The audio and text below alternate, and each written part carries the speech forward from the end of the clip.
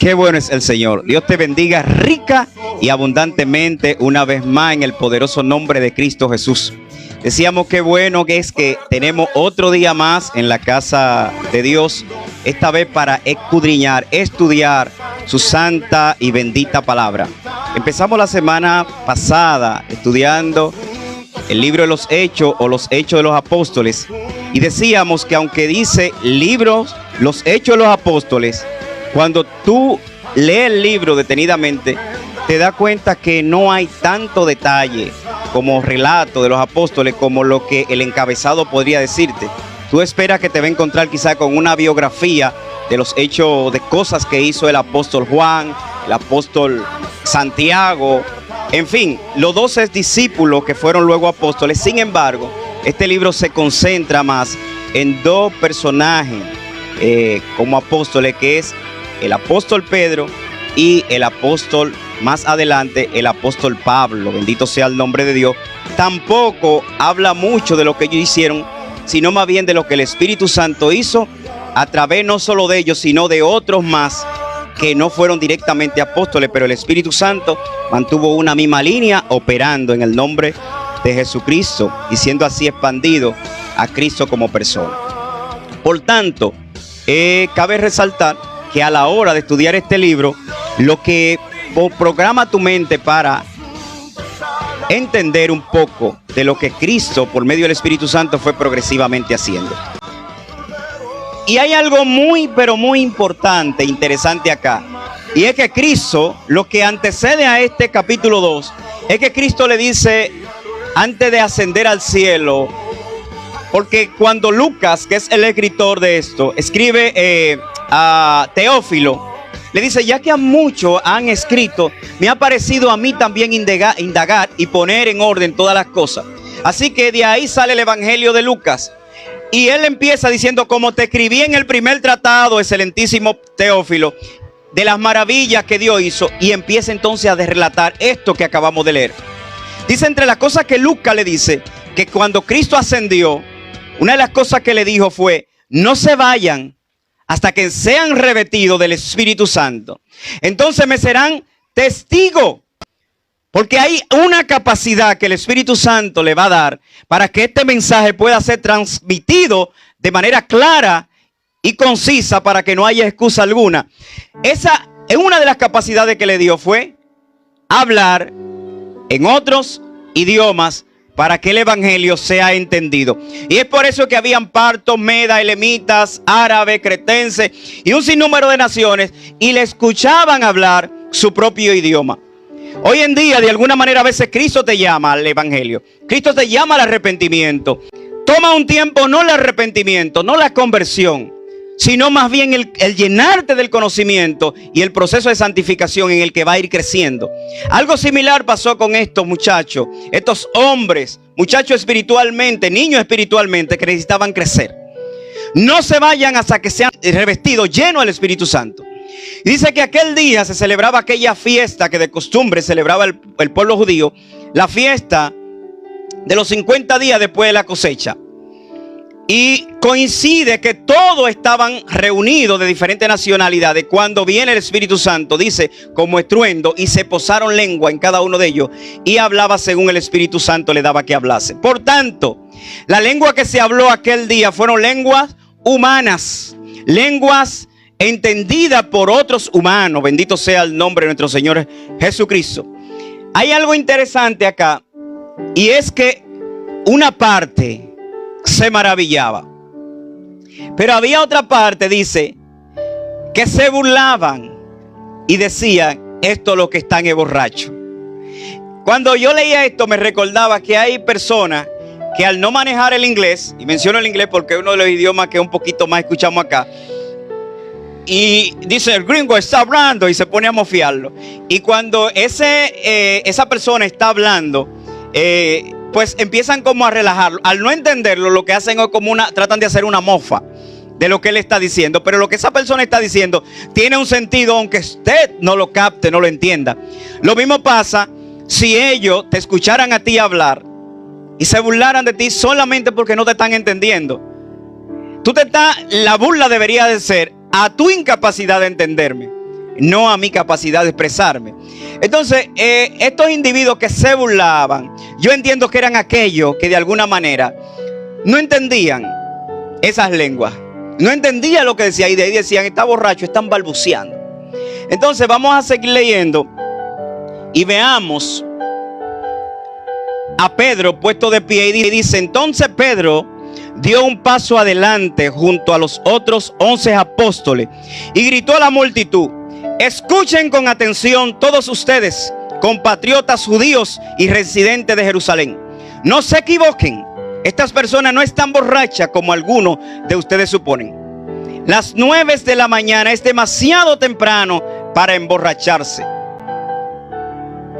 Si esto hubiera pasado en República Dominicana, mi país amado, creo que ese argumento no hubiera sido suficiente para decir que no tenían razón por estar borrachos. Pero cultura, costumbre, dicen ellos, las 9 de la mañana no es una hora para estar así. Lo que ustedes ven es lo que el profeta Joel había dicho. En los últimos días, había escrito el profeta Joel: derramaré mi espíritu sobre toda gente. Sus hijos e hijas profetizarán, sus jóvenes tendrán visiones y sus ancianos soñarán sueños. En esos días derramaré mi espíritu sobre mis siervos, hombres, mujeres, por igual, y profetizarán. Y haré maravilla arriba en los cielos y abajo señal en la tierra, sangre, fuego y nube de humo.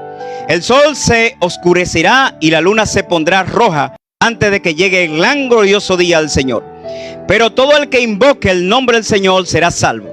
Ahora él, después de dar la profecía que Joel de manera universal dio, ahora se dirige directamente al pueblo de Israel. Escuchen, Dios hizo públicamente a Jesús de Nazaret al hacer milagros poderosos, maravillas y señales por medio de él, como ustedes bien saben. Pero Dios sabía lo que iba a suceder y su plan determinado se llevó a cabo cuando Jesús fue traicionado con la ayuda de gentiles sin ley. Ustedes los clavaron en la cruz y lo mataron, pero Dios lo liberó de los terrores de la muerte y lo volvió a la vida, pues la muerte no pudo retenerlo bajo su dominio. Y el rey David dijo lo siguiente acerca de él: veo al Señor, siempre está conmigo, no será sacudido porque está aquí a mi lado. Antes de proseguir con esta lectura, quiero rescatar esta parte de que Pedro le está hablando justamente a los israelitas. Y hay algo interesante, y es que él le dice: a este Jesús de Nazaret, al cual ustedes crucificaron. Es interesante que hasta el día de hoy, el pueblo, un sector del pueblo árabe, le llama a los infieles a ellos, porque dice que ellos mataron a Jesús, o trataron de matar a Jesús. Porque dice que en su lugar no lo lograron, sino que vino otro en su lugar. Y ellos entendieron que habían crucificado a Jesús, pero no era Jesús, sino que Dios lo levantó. Obviamente, si eso hubiera pasado así, no estuviéramos hablando de perdón, de pecado, de redención. Porque sin derramamiento de sangre, no hay perdón de pecado. Era necesario y Dios lo sabía. Porque Él fue voluntariamente que lo ofreció, porque Él fue el autor de los sacrificios y Él fue el consumador de ese sacrificio general. Así que Él les señala a ellos, aunque era el plan divino de Dios, ustedes fueron aquellos que se prestaron para eso. Porque como dijo, es necesario que sea entregado, pero hay de aquel por quien haya de ser entregado. ¿Qué podemos decir hoy en día? Ya Cristo fue entregado, Cristo murió, Cristo resucitó. Pero ¿qué podemos decir de esto en este tiempo? Bueno, dice la Escritura que de haber conocido la verdad y volverte atrás, es como el cerdo que después de lavado se va al lodo y se revuelca.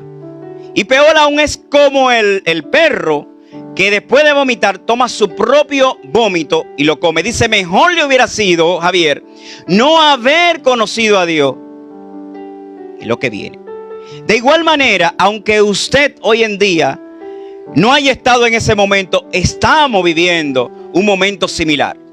La historia se repite y tenemos delante al Cristo para crucificar y al Cristo para darle libertad. Tenemos de igual manera al Barrabás para decir, sí, déjenlo ahí, porque él es culpable, y suelten a este que es inocente. ¿En qué manera? En la manera que ya conociste a Cristo. Cómo te comporta, cómo vive y qué hace para lo que él te llamó. Bendito sea el nombre de nuestro Señor Jesucristo. Seguimos en la lectura y vemos, vámonos al verso 29. Verso 29. Para los que nos siguen por las redes, estamos leyendo la Nueva Traducción Viviente. Estamos en Hechos capítulo 2 y ahora vamos por el verso 29. Queridos hermanos, piensen eso. Pueden estar seguros de que el patriarca David no se refería a sí mismo, porque él murió. Era un profeta y sabía que Dios había prometido mediante juramento que uno de sus propios descendientes, David, se sentaría en su trono. David, mirando hacia el futuro, hablaba de la resurrección del Mesías. Él decía que Dios no le dejaría entre los muertos, ni permitiría que su cuerpo se pudriera en la tumba. Dios le levantó de los muertos, y de esto todos nosotros somos testigos. Ahora él ha sido exaltado al lugar más alto, honor en el cielo, a la derecha de Dios el Padre. Según lo había prometido, le dio el Espíritu Santo para que lo derramara. ¿Sobre quién? Sobre nosotros, tal como ustedes lo ven y lo oyen hoy.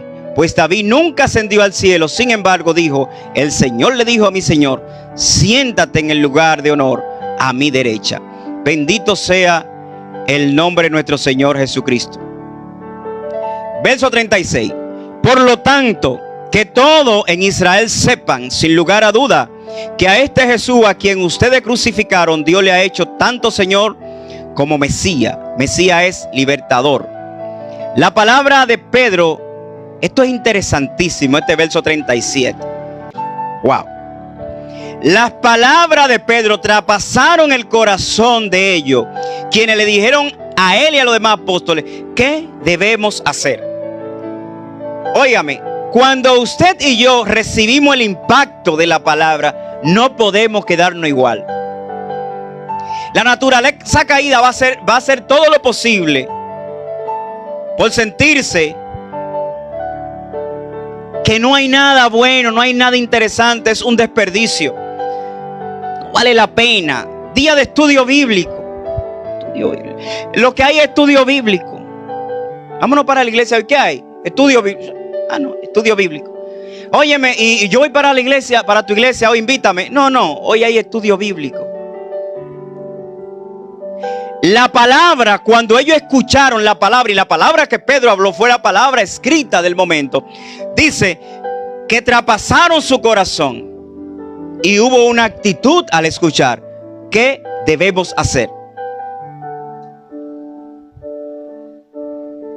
Dice Pedro: cada uno de ustedes debe arrepentirse de su pecado y volverse a Dios y ser bautizado en el nombre de Jesucristo para el perdón de su pecado. Entonces recibirán el regalo del Espíritu Santo. Esta promesa es para ustedes, para sus hijos y para los que están lejos. Es decir, para todos los que han sido llamados por el Señor nuestro Dios. Entonces Pedro siguió predicando por largo rato y le rogaba con insistencia a todos sus oyentes: sálvense, sálvense. Cuando usted pone en paralelo lo que estamos viviendo ahora mismo, la sociedad en la que estamos viviendo ahora mismo, si Pedro estuviera delante de nosotros, nos dijera: sálvense, sepárense, escápense, divídanse de esta generación perversa. Verso 42. Todos los creyentes se dedicaban ¿a qué? Todos los creyentes se dedicaban a la enseñanza de los apóstoles, a la comunión, participar junto en la comida entre ellos, en la cena del Señor y a la oración. Este texto debería de estar en los póster, en la casa, en los afiches de las habitaciones de cada creyente en Cristo. Mire cómo nace la iglesia de Cristo, permanece hasta nuestro tiempo. Todos los creyentes leamos al unísono 1, 2 y 3.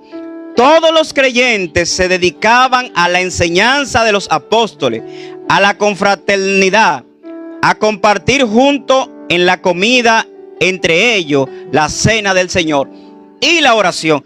¿Cuánto hemos cambiado? Analice usted, ¿cuánto hemos cambiado? Oiga cómo nació la iglesia de Cristo.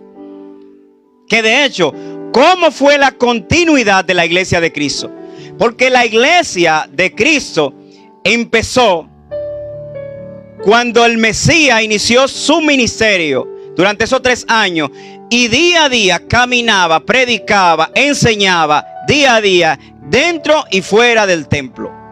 Luego sus discípulos, lo que vinieron a seguir, lo que hicieron fue practicar lo que habían aprendido. Ahora, ¿qué estamos llamados nosotros? A seguir, a darle continuidad a lo que hemos aprendido, a lo que ellos hicieron, porque aquí fue que se instituyó las cosas. Otra vez, todos los creyentes se dedicaban a la enseñanza de los apóstoles, a la comunión fraternal, a participar juntos en la comida, entre ellos la cena del Señor y la oración. Estos son elementos en lo que, si en ese balance para tu hombre espiritual, si tú no llevas ese balance, progresivamente como naciste va a ir deteriorándote celularmente, espiritualmente, llevándolo a lo natural. Celularmente estamos compuestos por células. Una célula que no se reproduce, que no pasa, que solo recibe, es una célula que es una célula muerta. Y una célula muerta es una célula que cancerígena, cancerosa, que infecta el cuerpo. Cuando tú como creyente no tienes actividad alguna que te envuelve en esto, te convierte en una célula muerta. Y eso crea un cáncer. Y obviamente, como hablaba la semana pasada, decía, el hacha está puesta al borde de los árboles. El árbol que no da fruto va a ser extirpado. ¿Qué se hace con ese órgano? Cuando se ve infectado, se trata inmediatamente. Llega un momento incluso que el químico es más fuerte y más peligroso, es más destructivo que la misma enfermedad. Pero es el único medio que el médico te dice, si lo hubieran tratado a tiempo, hubiera tenido algo de solución, pero ella está muy fuerte. Hay que meterle quimio. Y llega un momento, insisto, que te destruye más el tratamiento que la misma enfermedad. El mismo caso pasa en el cuerpo del hombre espiritual. Tú puedes estar siendo infectado por un cáncer de mentira que hasta el día de hoy no lo ha dejado. De envidia, de pleito, de contienda y de un sinnúmero a los Gálatas: envidia, pleito, contienda, orgía, herejía, borrachera, fornicación, adulterio. Todas estas cosas, dice, los que practican tales cosas no heredarán el reino de los cielos. Imagínate que en ti haya una de esas actividades y no la trate a tiempo.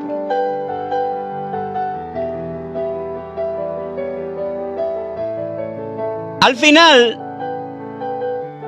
dice acá,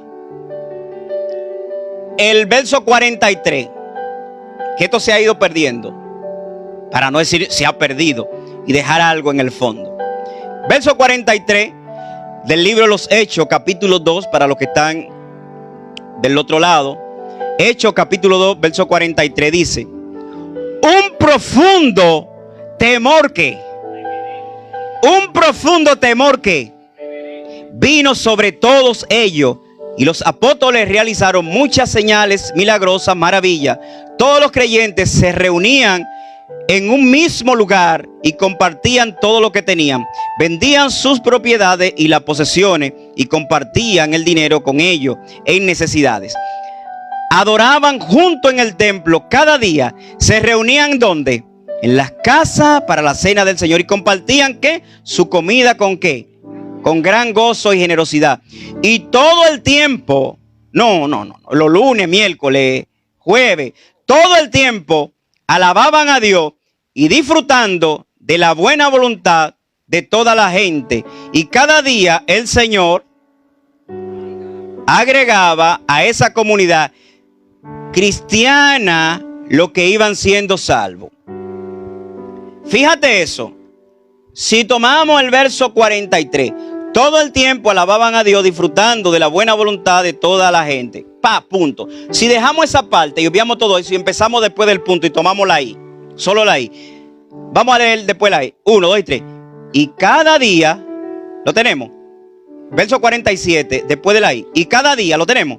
1, 2 y 3. Y cada día el Señor agregaba a esa comunidad cristiana los que iban siendo salvos. Oiga esto. Cada día. Cada día. Ahora bien, para que esto sucediera cada día, ¿qué ellos hacían cada día? Oraban, compartían en el templo, alababan al Señor, compartían la lectura y predicaban todos los días. Por eso cada día había un resultado, porque cada día había un accionar de la iglesia. Insisto, la iglesia de Cristo ha entrado en un estado de conformismo y se ha igualado, se ha ido de tú a tú con el mundo. De tú a tú. Nuestra naturaleza caída tiene algo. Usted coge al niño y le dice, acuéstate temprano porque a las 7 tienes que estar de pie para llevarte a la escuela. Usted le está diciendo eso, pero usted se está tirando a las 6, a veces hasta las 5:30 para prepararle la comida, prepararle la lonchera, plancharle el uniforme.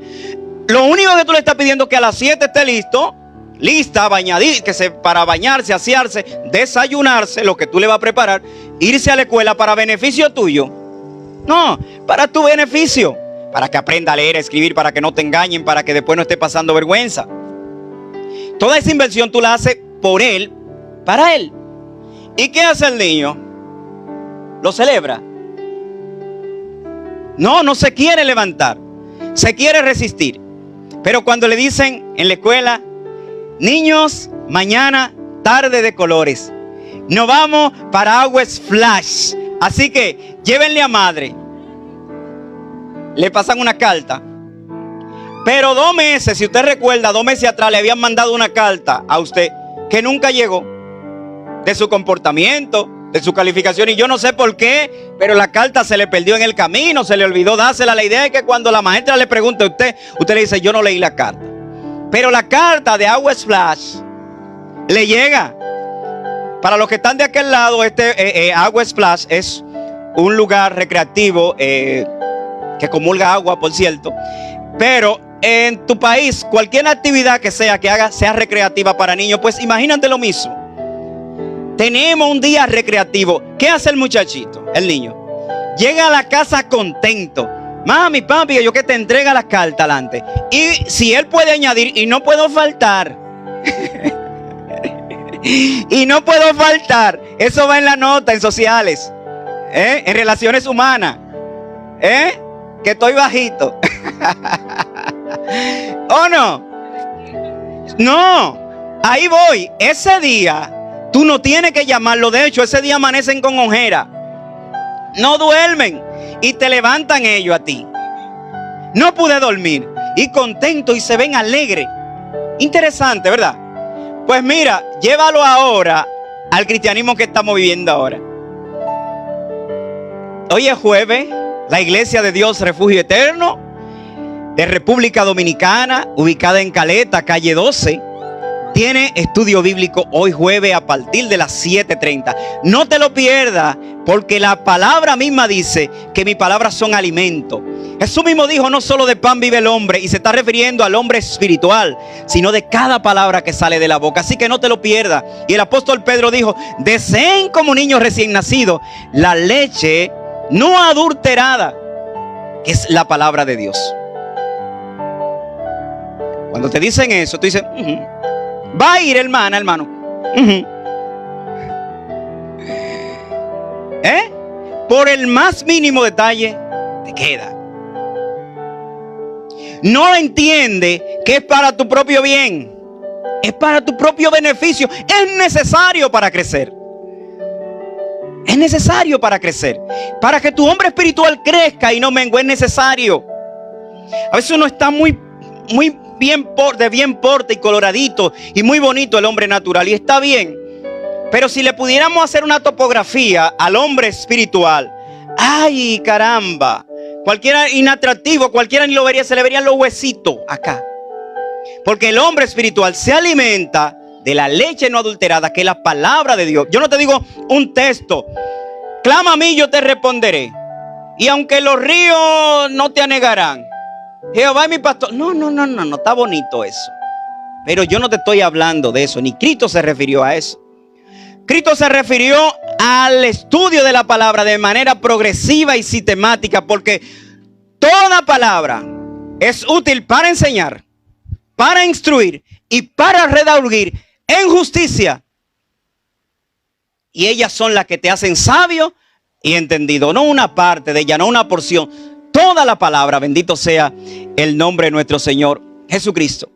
Siguiendo el mismo ejemplo, si a ese mismo cuerpo de Cristo tú le anuncias, y valga mis hermanos y hermanas, probablemente usted tendrá su propia, su elección, depende del país donde esté, y preferencia de ritmo, pero a lo más jovencito probablemente le digan, viene este chico redimido, ¿verdad? Y un concierto, viene redimido, viene funky, viene Alex Zurdo, viene, ayúdame, Barak, funky. Mire, hermano, mire, hermana, es muy probable que tempranito para ocupar asiento vayan y se tiren 1, 2 y 3 horas con gozo. ¿Por qué? Porque eso me provoca algo de alegría. Porque no es que al niño le va a hacer malo ir a la actividad social. No es que a ti te va a hacer mal eso. Pero eso no es lo que te hace crecer. Lo que al muchacho lo va a hacer sabio en matemáticas, naturales, sociales, química, álgebra, no es la asistencia a esa actividad social. Aunque es bueno socializarte. Lo que a ti va a construir en ti, va a forjar ese hombre espiritual, no es actividad, aunque sí pueda gozarte. Y sí pueda decir, wow, qué bien, qué bonito, sí, qué bueno es agradar y servir a Dios. Y eso está bien, no estoy diciendo que está mal. Es que debe tener mínimo el mismo entusiasmo. Y si fuera que coincidiera con el día de estudio bíblico de tu iglesia, te debería decir, wow, ¿y por qué no otro día? ¿Por qué hoy que hay estudio bíblico? No me puedo perder el estudio bíblico. Cuando lleguemos a ese entendimiento, entonces el espíritu que hay en ti, o el hombre espiritual, significa que estará fuerte. Hay culto de oración hoy. Santo, culto de oración. Voy tempranito. ¿Por qué? ¿Qué es la oración? No, la oración. ¿Qué es la oración? Le decimos que es el medio de ¿qué? De hablar con Dios. Entonces, tú podrías tener una religión. Y si tienes una religión, eso no te va a impactar. Ahora, si tú tienes una relación, podrás entender un poco lo que te quiero decir. Cuando tú tienes tu pareja a la cual amas, tú disfrutas los momentos con esa persona, con esa pareja. Hablar con esa persona a la que ama. Si tú tienes una relación con Cristo, tú debes disfrutar ¿qué? Orar, ¿o no? Debería disfrutar orar, ¿o no? Es lo natural, ¿verdad? ¿Por qué no lo disfruta? Porque el hombre espiritual está pícolo, pequeño. La Biblia habla del hombre natural y el hombre espiritual.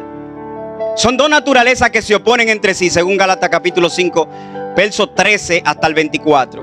Dice, y se oponen entre sí para que no haga lo que conviene. Entonces aquella iglesia del primer siglo creció, se fortaleció y pudo enfrentarse al imperio más fuerte que ha existido, que hasta el día de hoy todavía tiene predominancia, que fue el imperio romano.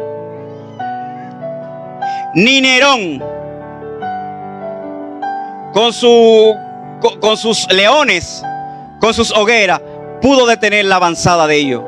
¿Por qué? Porque fueron en aquel día del Pentecostés, que fueron ellos llenos del Espíritu Santo. Pero a partir de esa llenura, ellos se mantuvieron llenos, porque se mantuvieron estudiando la palabra, compartiendo el pan, compartiendo la enseñanza y compartiendo a la persona de Cristo. Entonces, Lucas quien nos escribe esta historia, prácticamente nos relata alrededor de 30 años de historia. Desde la ascensión de Cristo, Lucas nos está entrelazando entre la ascensión de Cristo y lo que viene Pablo a hacer.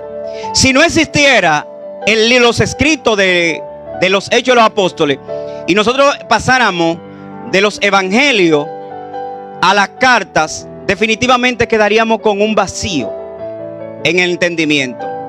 Pero ¿cómo es que gente judía que solamente hablaban hebreo, un poquito, algunos arameos, cómo es que ellos se llegan a toda la población mundial? ¿Y cómo es que este apóstol Pedro, ustedes recuerdan Pedro? Pedro reaparece aquí con este mensaje. Ustedes vieron el mensajazo que dio, que alrededor de ¿cuánto? De 3,000 personas se convirtieron. Pues antes de eso, el último relato de Pedro, ¿sabe cuál había sido? La última vez que nosotros habíamos visto a Pedro, Pedro había mentido y había negado a Jesús. Cristo le dice: tú me amas, ve, apacienta. Entonces ahora cuando usted le ha hecho, usted dice: pero apareció. Pedro no se quedó silente, aunque no sigue en su relato. Pedro no se quedó silente. Mira dónde aparece y mira con qué se paró, con qué autoridad habló. Por eso Cristo le dice: no. Si yo te hubiera querido pescando, te dejo ahí. Yo necesito que tú te levantes. Y fíjate que entre todos los que estaban, Pedro fue que dio el primer paso. Porque cuando Dios te llama, Dios conoce tu carácter, Dios conoce tu capacidad, Dios conoce tus excusas, Dios conoce tu preocupación, Dios conoce su ansiedad, pero Dios sabe lo que puede hacer a través de ti. Pedro no sorprendía a Cristo con sus incapacidades, pero tampoco Cristo se sorprendió con las capacidades que le dio, porque a él lo escogió. Pero de igual manera, tú te lees de un Pablo que lo que relata de su pasado era que era un individuo que lo que hacía era perseguir a los creyentes. Entonces, luego te encuentras ese Pablo diciéndole a los corintios: yo le pido que hablen una misma cosa, que estén perfectamente unidos, que no haya división entre ustedes ni contienda. Pero que Lucas detalla cómo progresivamente él recibe el impacto de Cristo, pero no solamente lo recibe, sino que Ananías ora por él y él inmediatamente que lleno del Espíritu Santo, porque cuando el creyente es lleno del Espíritu Santo, inmediatamente las obras del Espíritu Santo se manifiestan en él, que son amor, gozo, paz, paciencia, benignidad, bondad, fe, mansedumbre, templanza. Y termina diciendo: contra esas cosas no hay. Procuremos estar llenos del Espíritu Santo. En este relato, el libro de los Hechos, lo que te pido es que en tu casa saque tiempo y ve leyendo, para que cuando lleguemos acá, todo esto sea refrescar algo que debe ser nuestro medio de vivir. El cristiano está llamado a vivir la vida que vivieron esos primeros creyentes, junto, en armonía, compartiendo y testificando. No es justo que un cristiano llegue y de manera silente quienes lo rodean no sepan que es cristiano, que pase la semana, meses y no sepan que es creyente, que es cristiano. Dice la Biblia: el que se avergonzara de mí, yo me avergonzaré de él.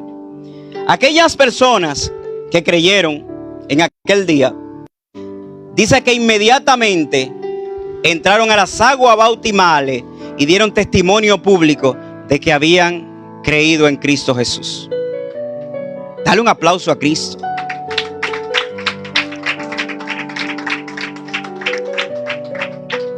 Quiero recalcar algo que él dijo, que deberíamos, la iglesia de Cristo debe estar viviendo ese momento ahora. Y es que él dijo: esto que está pasando fue lo descrito por el profeta Joel. En los últimos días yo derramaré de mi espíritu sobre toda carne, sobre vuestros hijos y vuestras hijas, y profetizarán, soñarán sueños. Ya el Espíritu Santo vino, ya está en nosotros. Ahora bien, ¿qué estamos haciendo? El testimonio, ¿qué estamos haciendo con el sueño? ¿Qué estamos haciendo con el llamado a profetizar, a decir esta palabra? Entonces yo creo que el libro de los Hechos, de alguna manera, pues nos lleva a nosotros como el ABC, el A, I, O, U. Pues así mismo tú, yo, como creyente en Cristo, debemos revisar. El llamado, empezando ya con el capítulo 2, es a llamarnos a revisar. Porque algo que hizo esta palabra, ¿recuerdan lo que sucedió en ellos cuando escucharon la palabra? ¿Qué dice que pasó cuando ellos escucharon la palabra? ¿Qué dice que cuando los creyentes escucharon la palabra, qué dice que pasó? Su corazón fue trabajado, fue confrontado.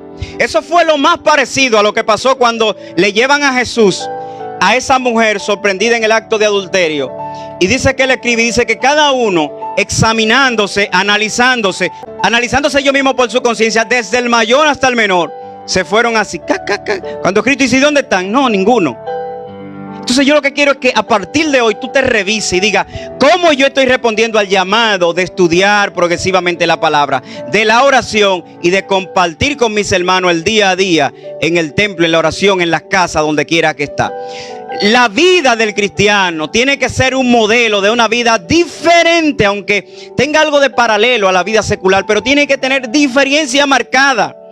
Porque los lugares hacia donde vamos son distantes. No es lo mismo lo más profundo de un fuego, de un abismo, de un infierno, a un cielo donde todo es, dice que no hay tristeza, no hay dolor, no hay llanto. Mientras que en el infierno dice que el fuego no cesa y que hay llanto y crujir de dientes all time, todo el tiempo. Entonces no se parecen los lugares. ¿O sí?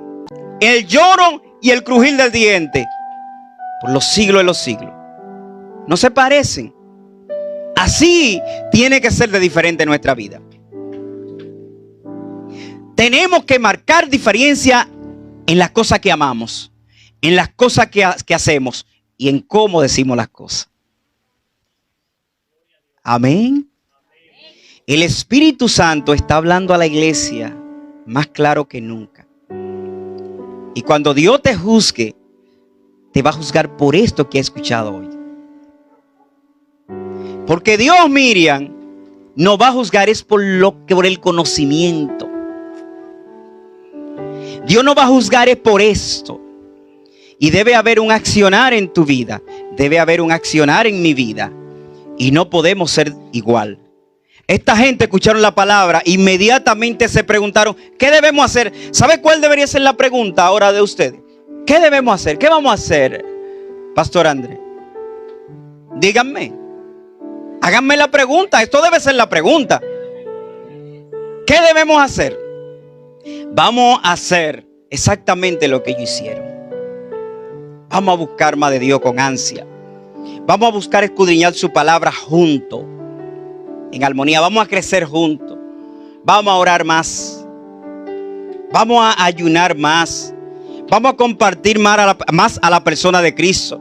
Cuando tú te encuentres un documento, un documental o algo en la red que están acabando a un hermano tuyo de la fe, borra, oye, quita eso, no te detengas ni a reírte aunque parezca una chelcha. Sabes que tú le estás dando view a esa persona, tú le estás dando vida a eso. Y no lo comparta, no comparta eso, eso no es cristianismo. Eso no es cristianismo.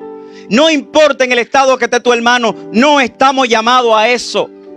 Estamos llamados a predicar a Cristo. El apóstol Pablo dijo, porque cuando fui entre ustedes, yo no fui ni con filosofía humana, ni con hueca sutileza, sino que me propuse predicar a Cristo crucificado y a Cristo resucitado.